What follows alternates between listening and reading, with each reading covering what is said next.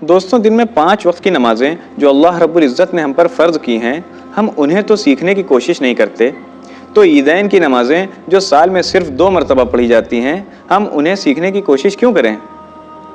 پھر ہوتا یہ ہے کہ جب عید کی نماز میں امام صاحب زائد تکبیرات کہتے ہیں اللہ اکبر، تو ہمیں دیکھنا پڑتا ہے بغل میں کہ نیت باندھنی ہے یا ہاتھ کو چھوڑنا ہے۔ افسوس کی بات ہے دوستوں، عید کی نماز عیدگاہ میں پڑھنا سنت ہے۔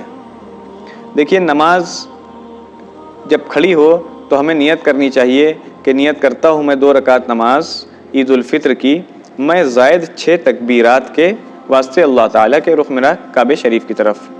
پھر امام صاحب کہیں گے اللہ اکبر، پہلی مرتبہ میں ہمیں نیت کو باندھ لینا ہے اور ثنا پڑھنا ہے سبحانک اللہم و بحمدک و تبارک اسمک و تعالی جدک و لا الہ غیرک۔ پھر امام صاحب کہیں گے اللہ اکبر، ہاتھوں کو کانوں تک لے جا کر ہمیں ہاتھ چھوڑ دینا ہے۔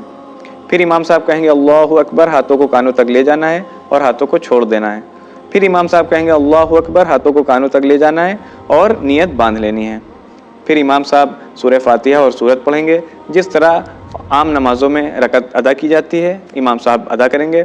پھر جب دوسری رکعت کے لیے امام صاحب کھڑے ہوں گے تو پہلے سورہ فاتحہ پڑھیں گے، پھر ایک سورت پڑھیں گے، پھر کہیں گے اللہ اکبر، تو ہمیں ہاتھوں کو کانوں تک لے جانا ہے اور ہاتھ چھوڑ دینا ہے۔